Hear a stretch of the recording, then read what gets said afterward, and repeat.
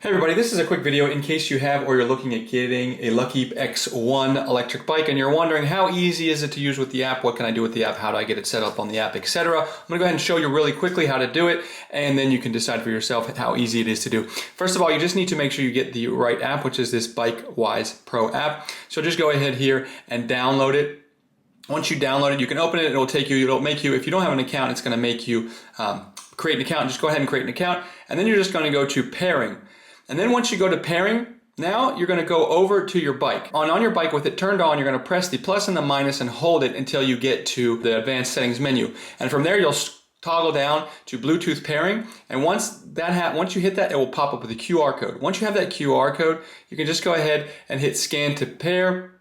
And then it will go ahead and scan that QR code and it will automatically connect to your bike. Once you get it paired, you'll have a dashboard that looks like this. It'll tell you your battery life. You can turn the headlights on and off. It'll give you your odometer and everything like that. And then when you are ready to actually ride your bike, you just hit go. And from go, it will take you to a map where it will give you the speedometer. It will tell you where you're going and everything like that. And if you're interested in getting this bike or getting more information, there is a link below.